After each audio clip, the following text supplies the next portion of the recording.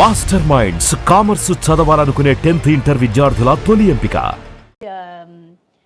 నేను బావ ప్రేమలో పడినప్పుడు నేను కొంచెం అందరికి తెలిసిన ఫేస్. నేను బావ వచ్చి అప్పుడే చిన్న చిన్న వేషాలు వేస్తున్నారు. నేను వచ్చి బావాని వచ్చి ఆయన గుణం ఉంటుంది కదా, అది చూసి పెళ్ళికి ఒప్పుకున్నాను. ఇంకా అందంగా కూడా ఉంటారు, దాంట్లో డౌట్ అసలు ఏం లేదు. చాలా అందంగా ఉంటారు. ఉన్న హీరోస్లో అందరికంటే అందం అంటే మా ఆయననే అందంగా ఉంటారు. సో అప్పుడు వచ్చి ఎవరో చెప్పారు, ఆయన ఫ్రెండ్స్ దగ్గర ఉన్న వాళ్ళు కొంచెం సినిమా వాళ్ళందరూ, అది ఎక్కడ అయ్యా నేను పెళ్లి చేసుకుంటుంది, ఊరికే నేను తిప్పుతుంది, అమ్మాయి పొజిషన్ ఏముంది, నువ్వు ఎక్కడ ఉన్నావు, నిన్న పెళ్లి చేసుకోదు అని చెప్పారంట. బట్ ఆల్రెడీ ఆయన ఫస్ట్ ఎప్పుడు నన్ను అప్రోచ్ చేశారో పెళ్లి చేసుకున్నానని అడిగారు. అడిగితే మెడ్రాస్ ఊరికే చెప్పాను, ఇట్లా చాలామంది అడుగుతుంటారు, మెడ్రాస్కి రండి మా అమ్మ దగ్గర అడగని చెప్పాను. వచ్చేసాడు, ఇంటికి వచ్చేసాడు. స్ట్రైట్ ఇంటికి వచ్చేసి మా అమ్మని అడిగాను. నేను మా అమ్మకి ఆల్రెడీ చెప్పాను, ఒక పిచ్చాడు కూడా వచ్చి అడిగాడు, కానీ చూడడానికి అందంగా ఉన్నాడమ్మా అని చెప్పాను. ఇప్పుడే ఇట్లా చిన్న చిన్న ఇది ఎలా చేస్తున్నారమ్మా అని చెప్పాను. అండ్ స్ట్రైట్గా ఇంటికి వచ్చేసారు. మా ఇల్లు లోపల దాక్కొని లేదని చెప్పడానికి కూడా లేదు, మాది చాలా బాగా చిన్న ఇల్లు. ఆ రూమ్ నుంచి బయటకు వస్తే రోడ్డు కనిపిస్తుంది. వచ్చేసారు, వస్తే రమ్మని చెప్పాము, కూర్చున్నారు. వచ్చి స్ట్రైట్ మా అమ్మతో వెళ్ళి మాట్లాడారు. నేను షూటింగ్ వెళ్ళిపోతాను కదా, ఈయన అప్పుడప్పుడు మెడ్రాస్లో ఉండిపోయారంట. నేను షూటింగ్ వెళ్ళిపోతాను కదా, యాక్చువల్లీ ప్రేమించిన వాళ్ళు అమ్మాయిల దగ్గర వెళ్తారు కదా, ఈయన మా అమ్మతో దగ్గర వెళ్ళిపోయేవారు. అక్కడికి వెళ్ళి మా అమ్మ దగ్గర కూర్చొని ఆయన దగ్గర వచ్చి ఇట్లా మంచి మార్కులు కొట్టేశారు. అక్కడ 100% 10% కొట్టేశాడు. మా అమ్మ నన్ను గోకడం మొదలుపెట్టింది, పెళ్లి చేసుకో ఇంకా ఎప్పుడు దాకా ఇది చేస్తావు, పెళ్లి చేసుకో. అప్పుడు నాకు ఇంకా 2-3 పెళ్లి కావాల్సింది ఉంది, డబ్బులు కూడా అంత లేదు నా దగ్గర. అమౌంట్ చెప్పాను కదా, ఫుల్ అమౌంట్ ఎప్పుడు రాలేదు.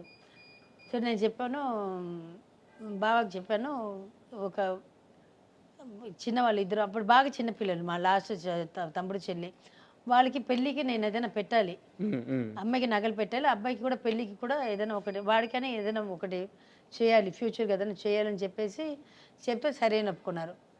మళ్ళీ మా అన్న కొడుకు గుండు చేయడానికి వెళ్ళాము. వాడు కూడా ఇప్పుడు రాకేష్ అని, వాడు ఇప్పుడు యూఎస్లో ఉన్నాడు. వాడికి ఫస్ట్ ఇయర్కి 11th మంత్కి తలగీకి అదే గుండు చేసుకుంటారు కదా, దానికి వెళ్ళాము. ఈయన బాబా ఉన్నారు, ఆయన ఆల్మోస్ట్ 1 monthలో నేను ఎక్కడ ఉంటే అక్కడే ఉంటారు.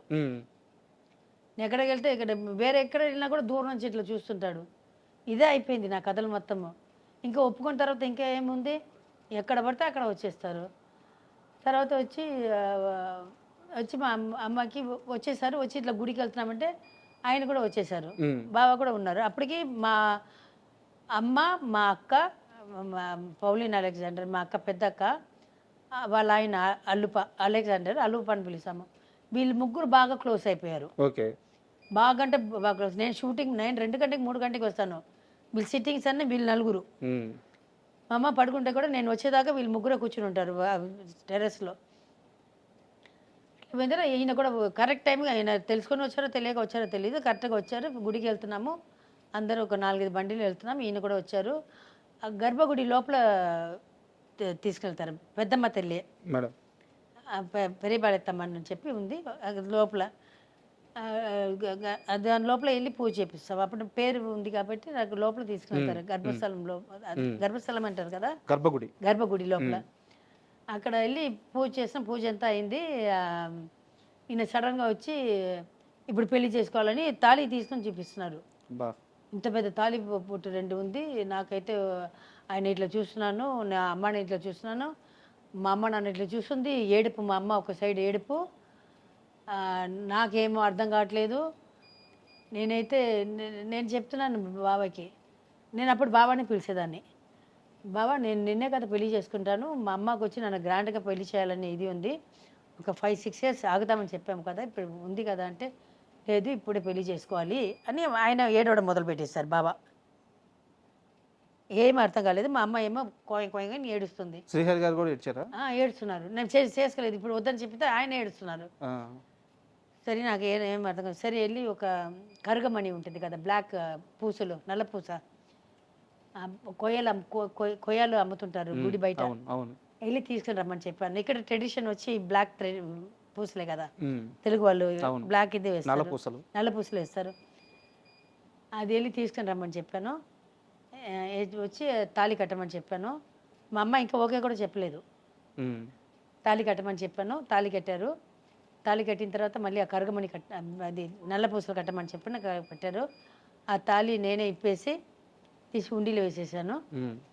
చెప్పాను ఓకేనా బాబా అని చెప్పాను. ఆయనకు ఫుల్ ఖుషి. మా అమ్మ ఏడ్చింది. ఆయన చెప్పాను మా అమ్మ ఎట్లయినా ఆయనే పెళ్లి చేసుకోబోతున్నాను, అది అప్పుడు చేసుకుంటే ఏంటి ఇప్పుడు చేసుకుంటే ఏంటి, బయటకు ఎవరికి తెలీదు, నేను అందరికీ అన్నీ చేసిన తర్వాతనే బయటికి చెప్తాము అని ఇది చేసిన తర్వాత అప్పుడు సమాధానం అయింది. అమ్మ ముందు, అమ్మవారి ముందు పెళ్ళయింది. పెళ్ళయింది. మా ఇంట్లో అందరూ ఉన్నారు. నా సైడు ఉమ్. మా అక్క, మా బావ, మా అల్లుప, మా అన్న, వదిన, మా తమ్ముళ్ళు, మా చెల్లెలు, తమ్ముళ్ళు అందరూ ఉన్నాము. మాకు చుట్టాలు ఒక 2-3 ఉన్నారు. ధనక అని ఒక అక్క ఉంది. ధనక మేమందరూ ఉన్నాము. వాళ్ళ ముందు వాళ్ళందరూ ఉన్నారు. ఆ తాలిబొట్టు మీరు హుండీలో వేయడం ఏంటంటే మొక్క అది శ్రీహరి గారితో నాకు పెళ్ళి లేదు, నేను ఎప్పుడు ఆర్టిస్ట్ అయినా అప్పుడే అంటే అప్పుడు వచ్చి సినిమా వాళ్ళ లైఫే బాగుండదని ఒక టాక్ ఉండింది. అప్పుడు సినిమా వాళ్ళు ఎవరు పెళ్లి చేసుకుని ఎప్పుడు ఒక డైవర్స్ అయిపోతుంది, లేకపోతే విడిపోయి వచ్చేస్తారు, అది టాక్ ఉండింది. నేను ముక్కున్నాను, నాకు డబ్బు లేని వాయినైనా పర్వాలేదు, నాకు మంచి మొగుడు దొరకాలి, నన్ను చివరి దాకా పెట్టుకొని ఇదని నేను మొక్కుకున్నాను. సో నాకు మంచి మొగుడు దొరికాడు, అందుకని నా తాలిబొట్టు తీసివేసి కరగమని వేసుకున్నాను. మంచి మొగుడు ఏంది మేడం, బంగారం దొరికేస్తుంది. బంగారం. అయితే ఒక చిన్న డౌట్ మేడం ఈ విషయంలోనే, మీరు అప్పటికే పెద్ద స్టార్, అన్ని భాషల్లో మీరు సినిమాలు చేస్తున్నారు, శ్రీహరి గారు అప్కమింగ్. అయితే మీరు ఆ సమయంలో ఒక మాట అన్నారంట శ్రీహరి గారితో, బావా నువ్వు సక్సెస్ కాకపోయినా పర్లేదు, రిక్షా తొక్కి నువ్వు ఎంత సంపాదిస్తావు నాకు అంతే పెట్టు, కానీ నన్ను ప్రేమగా చూసుకో జీవితాంతం అని చెప్పి అన్నారంట. అవును, నాకు కావాల్సింది ఒక ఆడదానికి ఏం కావాలండి, కట్టుకోవడానికి ఒక చీర, కప్పుకోవడానికి ఒక బట్ట, తిండి, కడుపు నిండే తిండి. అది ఒక్కొక్క వాళ్ళకి 3 పూట పెట్టగలుగుతాడు, లేకపోతే 1 పూట అయినా పెట్టగలుగుతాడు. మగవాడు అంటే పెడతాడు, అది చాలు కదా, ఇంకేం కావాలి. నా మొగుడికి నేను అందంగా కనిపించాలి, పక్క ఇంటి వాడుకో, ఎదురింటి వాడుకో, లేకపోతే రోడ్లో వస్తున్న వాళ్ళకే కాదు, నా మొగుడికి నేను చచ్చేదాకా నేను అందంగా ఉండాలి. అది ఒకటే నా మైండ్లో ఉండింది. సో నాకు నేను పెద్దగా హోటల్కి వెళ్ళి తినే మనిషియో, పబ్కి వెళ్ళే మనిషియో, లేకపోతే అటు ఇటు తిరిగే మనిషియో, ఫ్రెండ్సో, అది అసలు నాకేం లేదు. నేను నా షూటింగ్, నా ఇల్లు, నాకని ఇండస్ట్రీలో ఫ్రెండ్స్ ఎవరు లేదు. ఎక్కడ పార్టీకి ఇప్పటిదాకా ఏ పార్టీకి ఇప్పటిదాకా వెళ్ళట్లేదు, ఇప్పటిదాకా అటెండ్ చేయలేదు. నాకు కావాల్సింది అంతే కదా, నాకు ఒక్కొక్క కప్పుకోవడానికి ఒక బట్టలు, అది పట్టు ఉంటే ఏంటి, కాటన్ ఉంటే ఏంటి, 100 రూపాయలు కొనిస్తే కూడా వేసుకుంటాను. నాకు ఇప్పటికీ 100 రూపాయల డ్రెస్ 100 రూపాయలు చెప్పులు వేసుకొని తిరుగుతాను ఇంట్లో. మా కొడుకులు తిరుగుతుంటారు. ఐఎమ్ కాన్ఫిడెంట్, నేను దాంట్లో ఉన్నాను, నేను బతకగలుగుతాను. దాంతో బాబాకి చెప్పాను, లేకపోతే నీకు సినిమాకి రాకపోయినా నువ్వు ఏదైనా ఒక పని చేస్తావు కదా, దానికి తిండి పెడతావు కదా, అది చాలు నాకు. ఆ నమ్మకం నాకు ఉంది, నువ్వు పెడతావని నమ్మకం ఉంది, నేనైనా చేసుకుంటాను నేను చెప్పాను. గొప్ప ప్రేమ కదా మేడం.